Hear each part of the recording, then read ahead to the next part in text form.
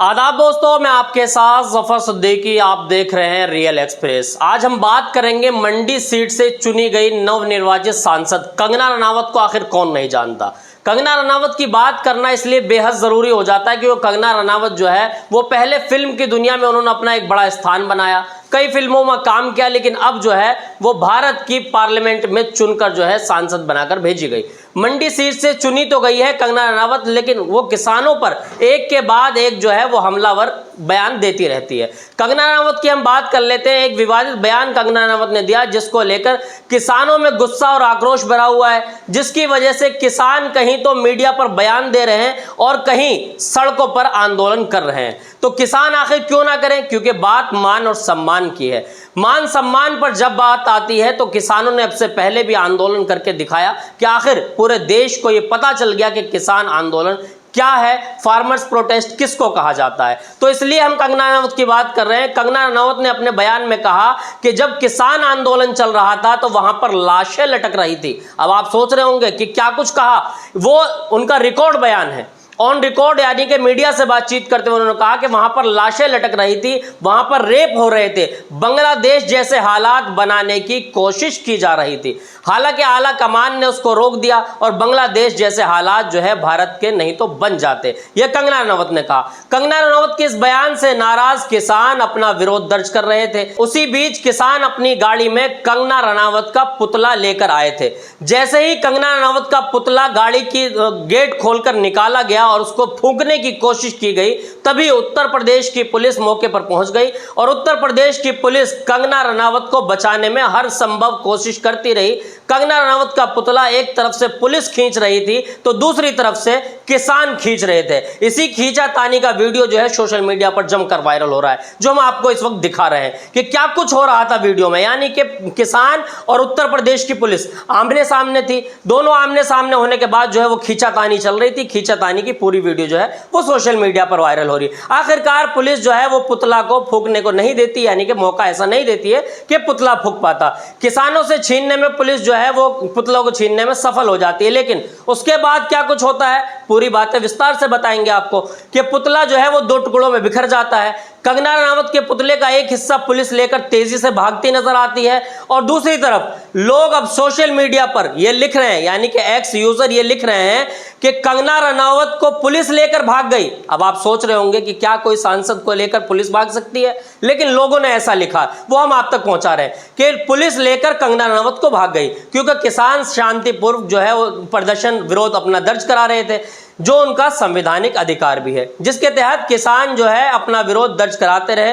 Police ने लाख उनको रोकने की कोशिश की, लेकिन उनका यह कहना और यह मानना है कि जो किसानों के खिलाफ बयान दिया गया है उस पर कंगना रनावत माफी मांगे। पुलिस की निगाहें जो है वो पुतले की तरफ ऐसे टिकी थी जैसे कि चील की निगाहें। चील की निगाहें इसलिए कह रहा हूं क्योंकि चील जो है वो मांस के टुकड़े को इस तरीके से देखती है जिस तरीके से कल पुलिस जो है वो कंगना रनावत के पुतले पर निगाहें बनाई हुई थी। और कंगना रनावत की कोई पहली बात नहीं है, कंगना रनावत जो है वो बार बार बयान देती रहती हैं। इससे पहले भी कंगना रनावत ने एक बयान दिया था, आपने सुना होगा कि कंगना रनावत ने अब से पहले कहा था कि जो महिलाएं किसान आंदोलन में बैठी हैं ये सब 100-100 200 रुपए लेकर आती हैं, जिससे नाराज किसान की एक बेटी जो जवान थी और चंडीगढ़ के एयरपोर्ट पर तैनात थी, यानी कि वहां पर उनकी ड्यूटी थी। कंगना रनावत जब टूर से वापस लौट रही थी तभी चेकिंग के दौरान कुलविंदर कौर नाम की एक बेटी, जो कि पंजाब की बेटी थी, यानी कि किसान की एक बेटी थी और वो जवान थी, पंजाब की वो बेटी जिसका नाम कुलविंदर कौर है, उन्होंने कंगना रनावत को एक थप्पड़ जड़ दिया। उसकी कुछ लोगों ने तो सोशल मीडिया पर सुर्खियां बटोरी, कुछ लोगों ने जो है मजाक बनाया। कंगना रनावत ये भी कहती है कि कुछ लोग जो है उसको सेलिब्रेट कर रहे थे।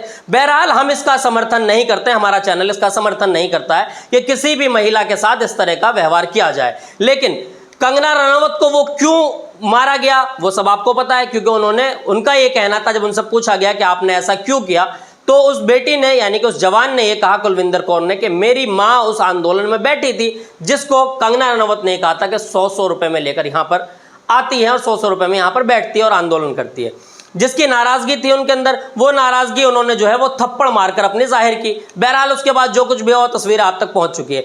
विवादित बयान से लेकर जो है बीजेपी अपना पल्ला झाड़ रही है। जो विवादित बयान इस बार कंगना रनावत ने दिया, बीजेपी ने अपना पल्ला झाड़ा और ये साफ कर दिया कि कंगना रनावत ने जो कुछ कहा है ये उनका निजी विचार है, हम इसका समर्थन नहीं करते। यानी कि बीजेपी ने एक लेटर जारी किया और यह साफ कर दिया कि हम इसका समर्थन नहीं करते हैं। यह कोई आधिकारिक बयान नहीं है, कंगना रनावत का खुद का बयान है। भाजपा ने यह सब कुछ साफ कर दिया है। अगर इस तरह का बयान कंगना रनावत फिर से देती है तो उनके खिलाफ पार्टी एक्शन लेगी, यह भी भाजपा का कहना है। किसान अब अपना आंदोलन में डटे हुए हैं, लगातार जो है वो अलग अलग जगहों पर, अलग अलग स्थानों पर जो है वो प्रदर्शन कर रहे हैं। उनका ये साफ कहना है कि जब तक बीजेपी कंगना रनावत को पार्टी से बाहर नहीं निकाल देती है, संसदीय सदस्यता रद्द नहीं करती है, तब तक हम ये समझेंगे कि ये बयान भाजपा का ऑफिशियली बयान है, यानी कि भाजपा के दफ्तर में बनाया गया बयान है। आंदोलन में किसानों की 3 मांगे हैं। पहली मांग ये है कि कंगना रनावत को सार्वजनिक मंच से माफी मांगनी चाहिए, क्योंकि उन्होंने इंटरव्यू के दौरान ये टिप्पणी की। इसका ये पता चलता है कि 140 करोड़ देश की जनता को खाना खिलाने वाले देश के ये अन्नदाता, इसके लिए कंगना रनावत को माफी मांगनी चाहिए। दूसरी मांग यह है कि भाजपा कंगना रनावत को पार्टी से बाहर कर दे, यानी कि बर्खास्त कर दे। और अगर भाजपा ऐसा नहीं करती है तो ये समझेंगे कि ये बयान भाजपा के कार्यालय में जो है बनाया गया, ये हमने आपको पहले भी बताया। और तीसरी मांग ये है कि पुलिस कंगना रनावत पर मामला दर्ज करे और सख्त से सख्त कार्रवाई करे।